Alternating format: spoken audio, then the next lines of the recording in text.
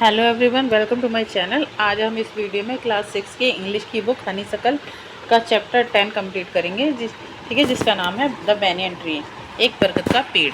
तो इस चैप्टर को पढ़ने से पहले हम इन लाइनों को पढ़ते हैं जो ऊपर दे रखा है। ठीक है, बिफोर यू रीड, इस चैप्टर को पढ़ने से पहले,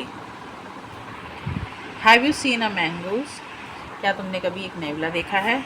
you have read in a lesson 9 that a mangoes can fight with the killer snake. आपने चैप्टर 9 में जैसे पढ़ा है कि एक नेवला जो है फाइट कर सकता है, किसके साथ? स्नेक के साथ फाइट कर सकता है उसे मारने के लिए। लुक एट द पिक्चर्स, इस पिक्चर को देखिए, and read the lines given along with them. इस पिक्चर को देखिए और उन लाइनों को पढ़िए जो इस पिक्चर के साथ दे रखी हैं। ठीक है, तो चलिए इस चैप्टर को अब रीड करते हैं। द बैनियन ट्री, एक बरगद का पेड़। The fight of a cobra and a mangoes is a classical drama often seen in India। जो अपने इंडिया में, हालांकि आपने इंडिया में एक क्लासिकल ड्रामा, एक बहुत ही पुराना ड्रामा देखा होगा, जो कि कौन सा है? कोबरा सांप और नेवले की लड़ाई का। ठीक है, and the outcome is largely the same. और जो उसका नतीजा निकलता है ज़्यादातर सेम ही निकलता है कि जो नेवला है वो कोबरा को मार देता है।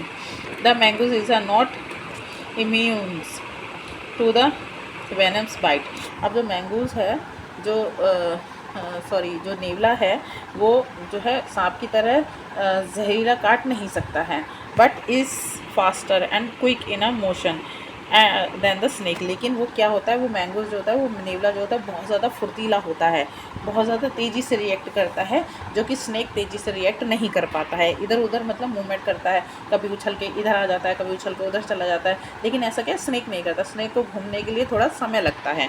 लेकिन हाँ, स्नेक क्या करता है, स्नेक जो है बहुत जहरीले तरीके से काट सकता है, जिससे कि वो एक ही बाइट में सामने वाले को मार सके। ठीक है, बहुत ही जहरीला होते हैं बहुत सारे सांप। ठीक है, the cobra assume a posture of a defense and attempt to reach the animal by a sweeping strike। ठीक है, अब जो कोबरा होता है ना, वो एज्यूम बहुत एक इस डिफेंसिव पोस्चर, डिफेंसिव मतलब बचाव की स्थिति में बैठा होता है। ठीक है ना, और कोशिश करता है कि वो सामने वाले जानवर के पास पहुंच जाए और उसके ऊपर बहुत ही स्वीपिंग मतलब बहुत तेज़ी से हमला करे। ठीक है ना, बहुत तेज़ी से हमला करे, बहुत तेज़ी से काटने की कोशिश करे। But the quick move mangoes jump out of reach and come at the snake from another. ठीक है, लेकिन जो मैंगूज होता है वो बहुत ज़्यादा तेज़ होता है और वो बहुत ज़्यादा तेज़ी से जंप मारता है और जो है स्नेक के दूसरी साइड में आ जाता है। कभी जैसे दिखा रखा है ना इस पिक्चर में, कि सांप इधर है, नेवला इधर है। जब सांप इधर इसे काटने की कोशिश करेगा तो ये कूद करके बहुत ज़्यादा फुर्ती के साथ जंप करके नेवले की इस साइड में आ जाएगा। ठीक है, हालांकि नेवला जो है जहरीला नहीं होता, सांप जहरीला होता है, लेकिन नेवले में फुर्ती बहुत होती है, जो कि सांप में नहीं होती है। ठीक है, डायरेक्शन दूसरी डायरेक्शन में आ जाते हैं। ठीक है, before the snake can get into strike position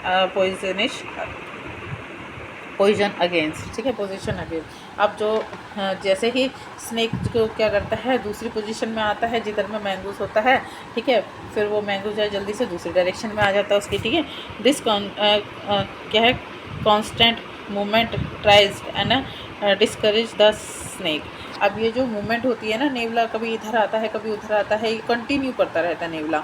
और जो स्नेक होता है वो डिस्करेज हो जाता है, मतलब निराश हो जाता है स्नेक, कि भाई इस स्नेक को क्या करता है, वो थका देता है। नॉर्मली इसको क्या कहेंगे कि जो नेवला है वो फुर्तीला होता है और वो इस वजह से कभी इस साइड आता है, कभी इस साइड आता है, कभी इस साइड आता है। और जो सांप है वो इतनी जल्दी मूवमेंट नहीं कर पाता है, और ये सांप जो है फिर जो है बता हताश हो जाता है, गुस्से में आ जाता है, हताश हो जाता है, निराश हो जाता है। ठीक है, and the mongoose is finally able to leap in close and bury bury its teeth in the snake neck. ठीक है, और लास्ट में जो है फाइनली जो मैंगूज होता है वो कामयाब हो जाता है किसके?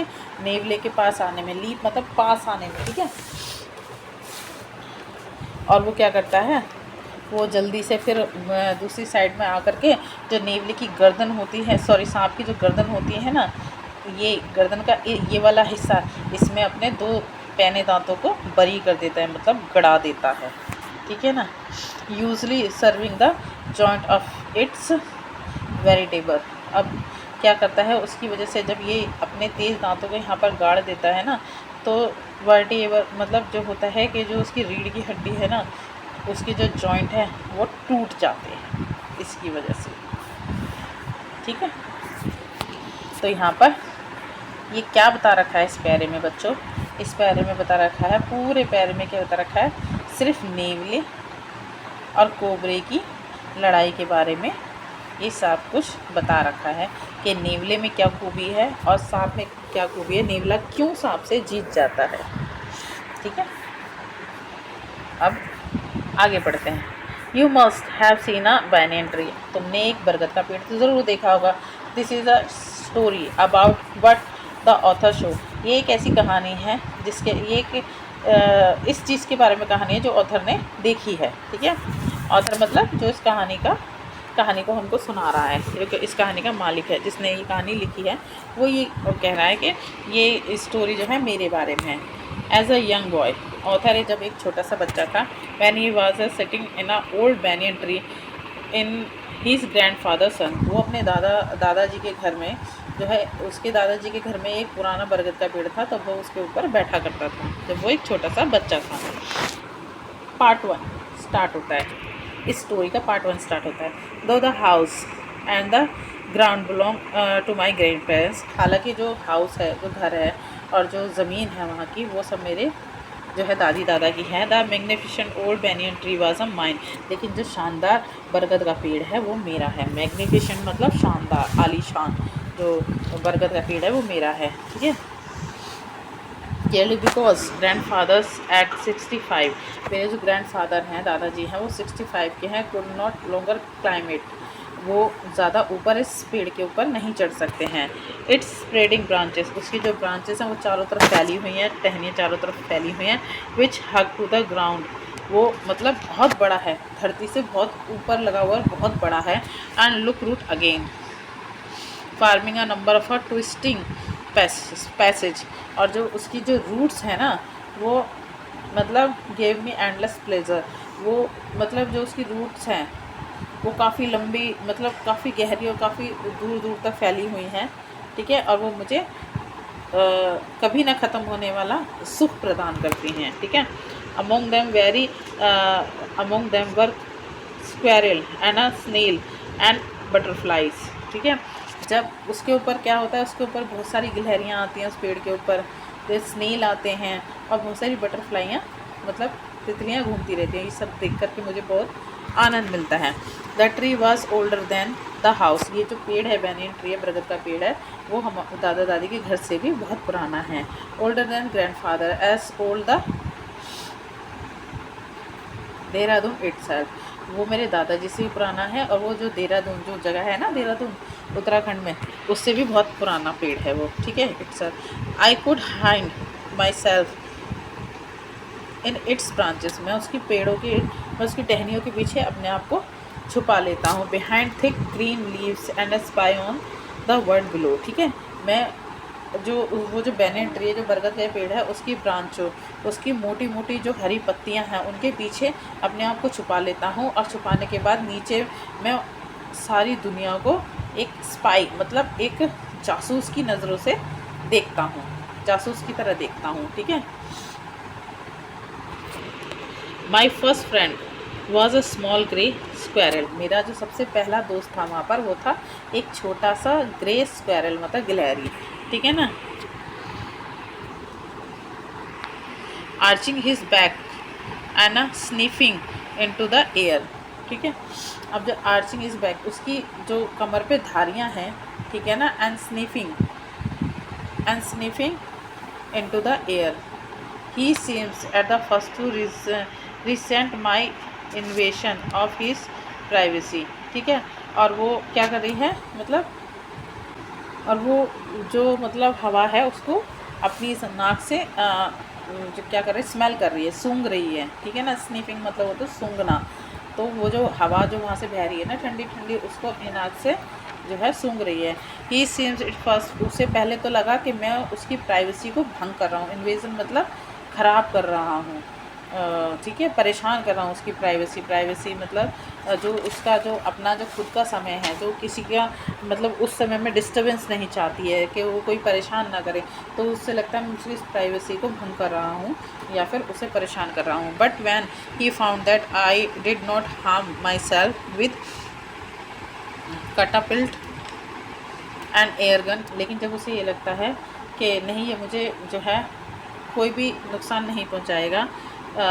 कैटापिल्ट होता है गुलेल होती है, ठीक है, या फिर एयर गन, हवा वाली जो गन होती है, हवा में छोड़ने वाली जो गन होती है, उससे मैं उसको कोई नुकसान नहीं पहुंचाऊंगा। जब उसे ऐसा लगने लगता है ही बिकेम फ्रेंडली, वो मेरे साथ फ्रेंडली बन जाती है, मेरी फ्रेंड बन जाती हैं। And when I was started bringing him pieces of a cake and a biscuit in, he grew quite bold and was soon taking morsels from hand before long, ठीक है। तो जब क्या होता है कि जब उसे ऐसा लगने लगता है ना कि मैं अपने गुलेल से या फिर एयरगन से कोई नुकसान नहीं पहुंचाऊंगा, तो वह मेरी दोस्त बन जाती है। और फिर उसके बाद में उसके लिए जैसे जैसे केक और बिस्किट के छोटे छोटे टुकड़े लेके जाता हूँ उसे खिलाने के लिए, तो वो धीरे धीरे मतलब बोल्ड बहादुर बनती जाती है। और कभी कभी तो वो क्या करती है, वो उन पीसों को मेरे हाथ से ही उठा करके ले जाती है, ठीक है।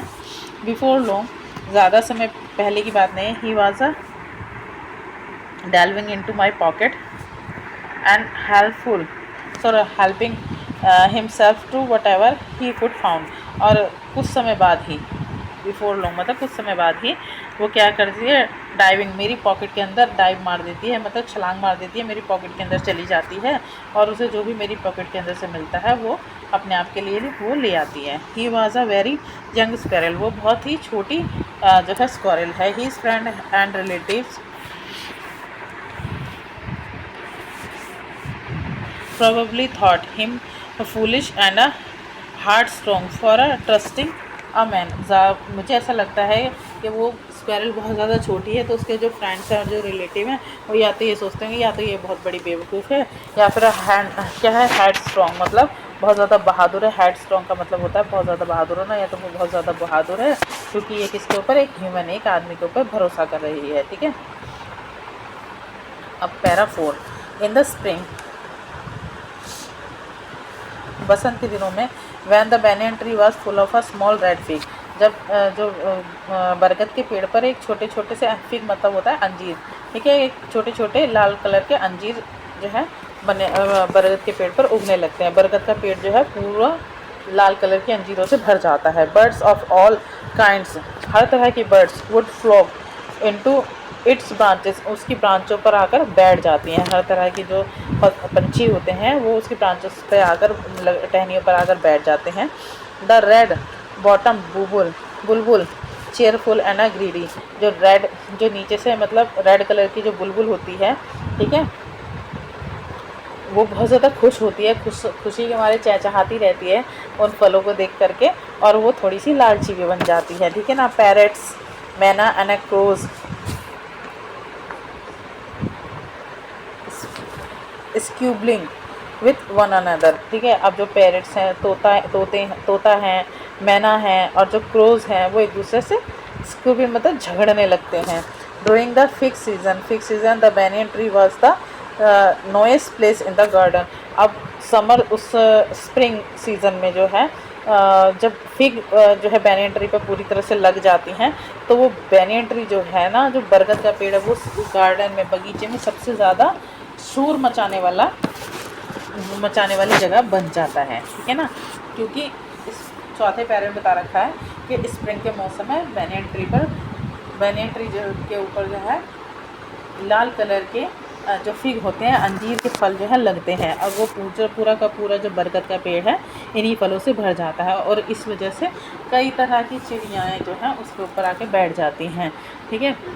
और जो रेड कलर की जो बुलबुल है वो बहुत ज़्यादा मतलब चहचहाने लगती हैं उन फलों को देख करके, और थोड़ी सी लालची भी हो जाती है। और जो तोता आ जाता है वहाँ पर, मैना आ जाती हैं वहाँ पर, कौवे भी आ जाते हैं, और वो बहुत ज़्यादा चैंचे करते हैं आवाज़ों में, बहुत लड़ाई करते हैं आपस में, ठीक है ना। और इस वजह से क्या है, समर सीज़न में जो वो बरगद का पेड़ है उस पूरे के पूरे गार्डन में सबसे शोर मचाने वाली जगह बन जाता है। ठीक है। Para 5,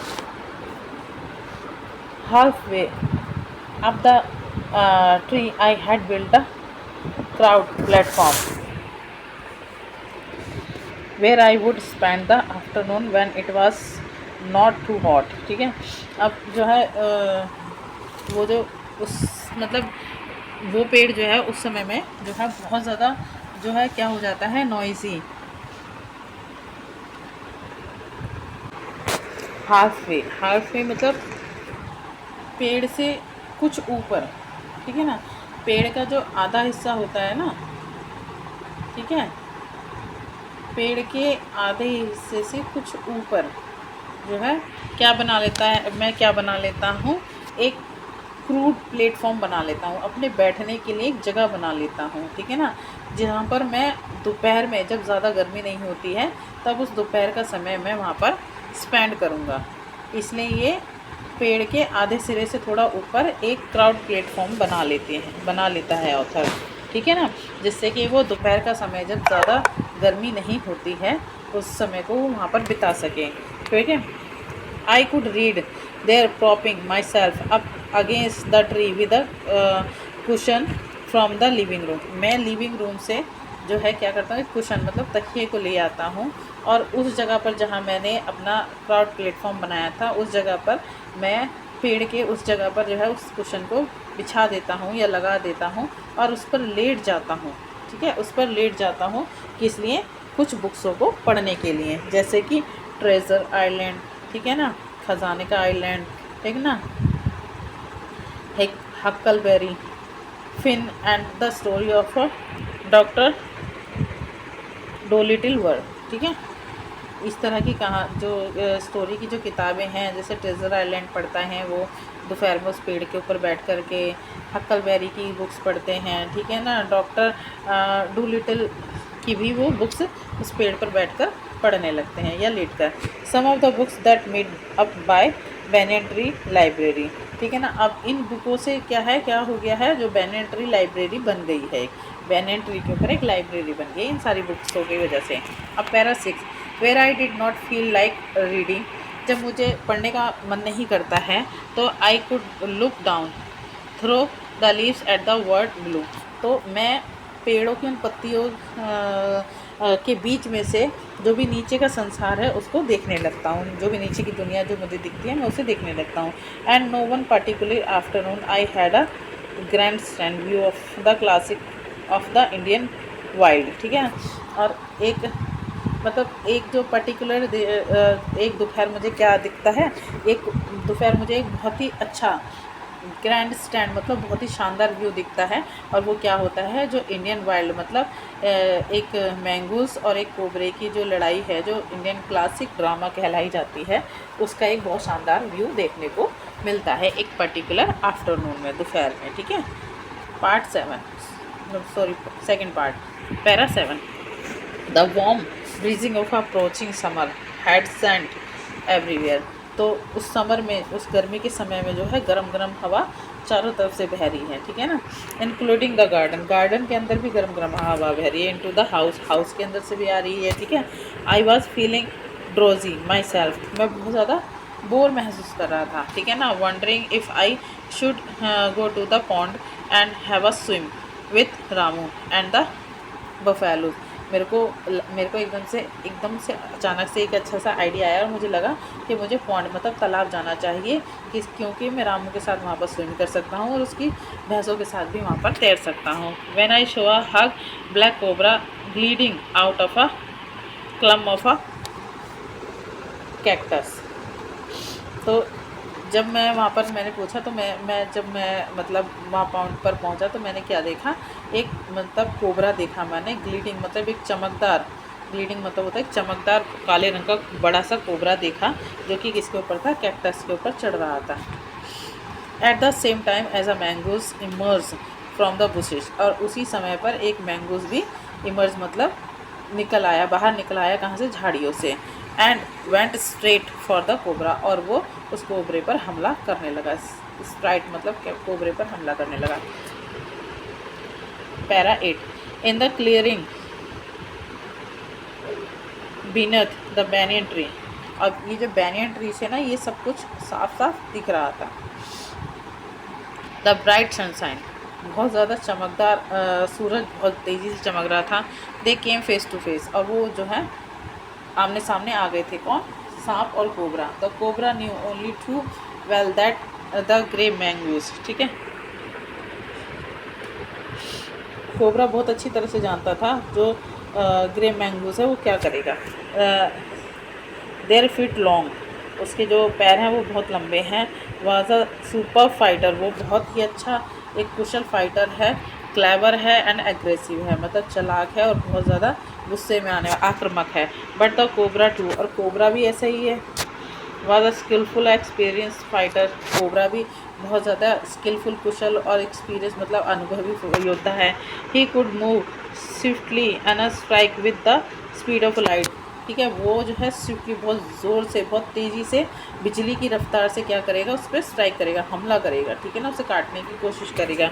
and the sacs behind his long sharp fang were full of deadly poison, और जो उसकी जो मतलब वो है जो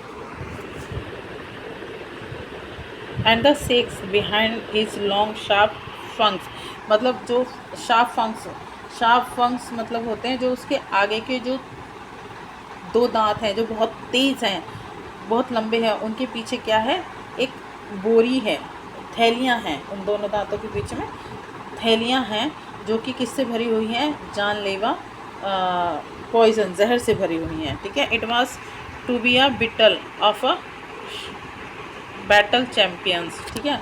अब वो कौन थे, वो एक मतलब योद्धा, बैटल मतलब योद्धा के, वो युद्ध के चैम्पियन बन गए थे अब, ठीक है ना।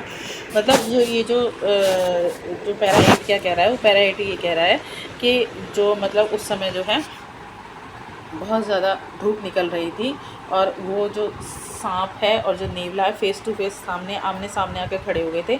कोबरा जानता था, जो सांप है वो जानता था कि मैंगूस ये जो ग्रे मैंगूस है वो बहुत ज़्यादा, उसके पैर बहुत ज़्यादा लंबे हैं, वो एक बहुत शानदार योद्धा है, बहुत चालाक है, बहुत एग्रेसिव है, आक्रामक है, ठीक है ना। लेकिन कोबरा भी कम नहीं है, कोबरा भी एक कुशल और एक्सपीरियंस फाइटर है, ठीक है ना। वो बहुत बिजली की रफ्तार से वो जो है उस पर हमला करेगा, किस पर, नेवले पर।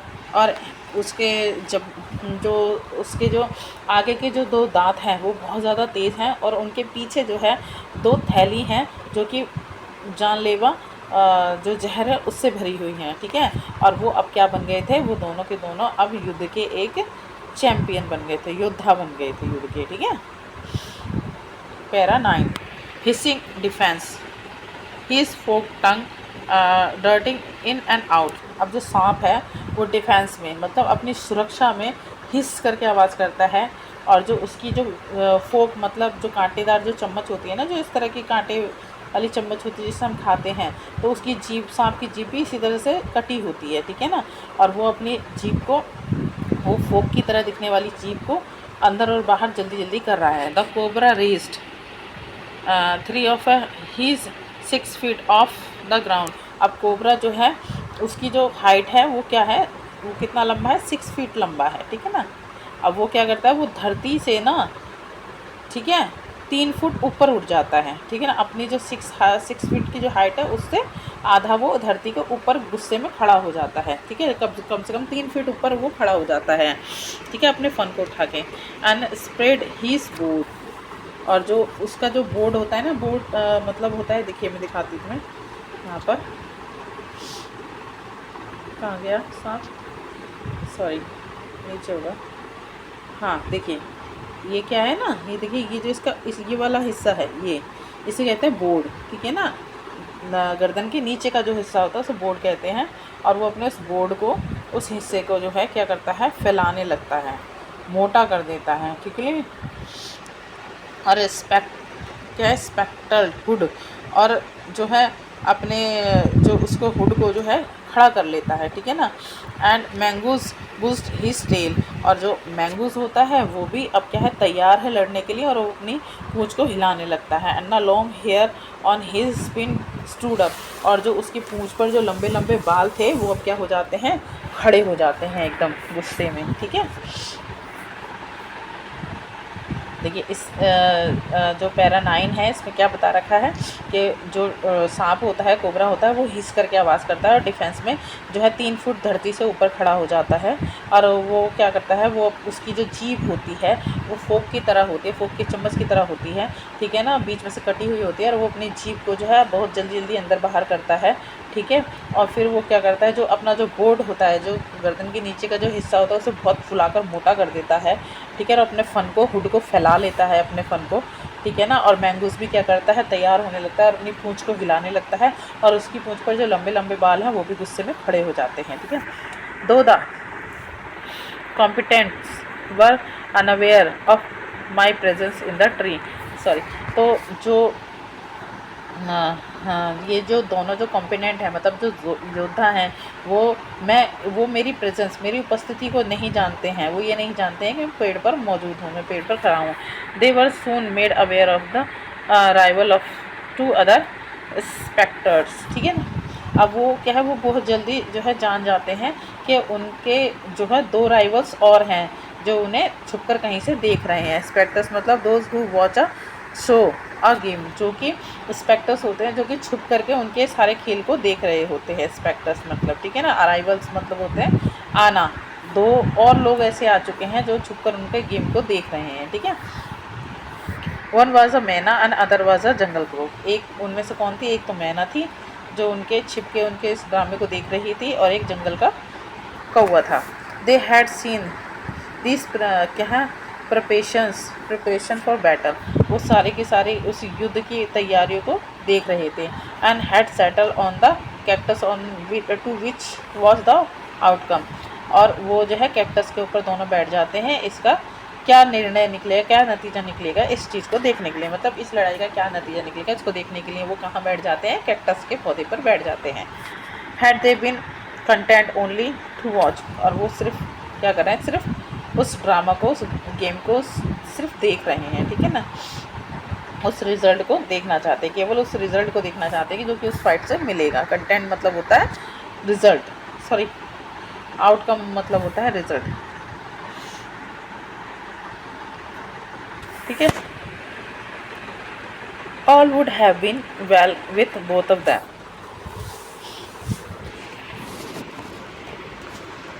देखिए इस पिक्चर में दिखा रखा है ना, यहाँ पर ये कोबरा है, ये मैंगूस है, ये दोनों लड़ने के लिए तैयार हैं, और ये कैक्टस का पौधा है जिसपे मैना और कौवा बैठ कर के देख रहे हैं कि इस लड़ाई का नतीजा आखिरकार क्या निकलेगा। अब है para 11। The cobra stood on the defensive swing slowing from side to side, अब जो कोबरा है वो जो है डिफेंसिव मोड में, मतलब अपने बचाव के मोड में जो है खड़ा हो जाता है, और वो हिलने लगता है कभी इधर कभी उधर, ठीक है ना। Trying to memorise the mongoose into making a false move, ठीक है ना, वो इधर उधर हिल डुल करके है, वही चाहता है कि जो मैंगूस है, जो नेवला है, वो मेस्मराइज हो जाए, मतलब वश में हो जाए, ठीक है, और वो गलत मूव मतलब गलत जो है अटैक कर दे, ठीक है। But the mongoose know the power of his opponent glossy unwinking eyes, लेकिन जो मैंगूस है वो जानता है कि जो सांप की जो ग्लासी मतलब चमकदार जो काली काली आँखें हैं, जो बिना पलक की जो आँखें हैं जिन्हें वो कभी झपका नहीं सकता है, उसकी आँखों की पावर को जो है मैंगूस जो है जानता है कि अगर मैंने इसकी आँखों में देखा तो मैं ज़रूर कुछ ना कुछ गलत कर बैठूँगा, ठीक है। But the and refuse to meet them, और वो जो है उससे आंखें नहीं मिलाता है। Instead the fixed his gaze at the point just below the cobra's hood, ठीक है। और इसकी बजाय वो क्या करता है, उससे आंखें मिलाने की बजाय वो क्या करता है, वो जो है बिल्कुल कोबरा का जो हुड होता है, ठीक है ना, उसके नीचे जो उसका जो हुड होता है उसके नीचे ही बिल्कुल जो है पॉइंट करता है, ठीक है ना, अपने टारगेट को फिक्स करता है एंड ओपन द अटैक, और उसके ऊपर अटैक करता है, ठीक है। मतलब वो जो कोबरा की जो गर्दन के नीचे जो हुड होता है ना, उसके सॉरी कोबरा के जो हुड के नीचे जो फन के नीचे की जगह पर अपने टारगेट को फिक्स करता है और अटैक करने की कोशिश करता है, ठीक है। Moving forward quickly until he was just within the cobra's reach,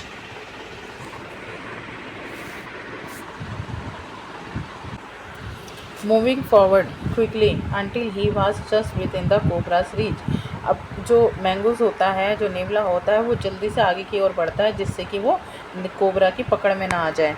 the mongoose made a pretend move to one side immediately the cobra struck. जैसे ही कोबरा उसे उसके ऊपर अटैक करने के लिए आता है तो मैंगूस ये दिखाता है, प्रिटेंड करता है, ये दिखाता है कि वो इस साइड पर है, और जो है कोबरा जल्दी से उसके ऊपर अटैक करने आ जाता है। ठीक है, his great hood come down so swiftly and that I thought nothing could save the mangoes. ठीक है, अब जो जैसे ही कोबरा उसके ऊपर हमला करने के लिए आता है तो कोबरे का जो ग्रेट हुड होता है, मतलब जो बड़ा सा फन होता है, वो बहुत ही रफ्तार से, बहुत जल्दी से नीचे आता है। और मुझे तो अब ऐसा लगता है, मैं ये सोचने लगता हूँ कि अब नेवले को कोई नहीं बचा सकता है। ठीक है, but the little fellow jumped neatly to one side and darted in as swift as the cobra. ठीक है, अब लेकिन जो लिटिल फेलो होता है, जो मैंगूज होता है, वो क्या करता है, वो बहुत सफाई से दूसरी तरफ कूद जाता है। ठीक है, दूसरी तरफ चला जाता है।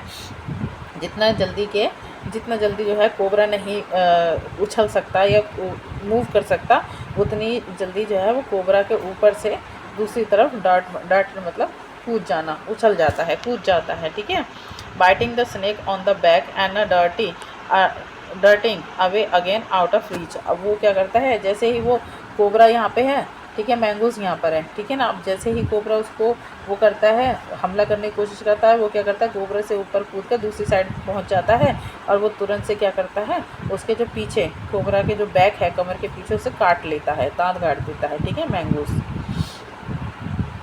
तो देखिए बच्चों, अब ये कहानी जो है ज़्यादा लंबी हो जाएगी, ये चैप्टर, ये जो वीडियो है बहुत ज़्यादा लंबा हो जाएगा, तो हम इस कहानी के इस पार्ट को यहीं पर ख़त्म करते हैं, और जो कहानी का जो नेक्स्ट पार्ट है, स्टोरी का जो नेक्स्ट पार्ट है, नेक्स्ट वीडियो में कवर करेंगे।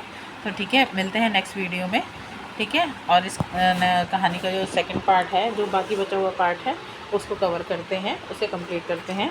तो आप, अगर आपको मेरा वीडियो अच्छा लगा हो तो प्लीज़ मेरे चैनल को सब्सक्राइब कीजिएगा, और कमेंट कीजिएगा, शेयर कीजिएगा मेरे वीडियो को, और बताइएगा आपको मेरा पढ़ाना कैसा लगा। Okay, thank you, bye. मिलते हैं नेक्स्ट वीडियो में चैप्टर के दूसरे पार्ट के लिए। Okay, bye.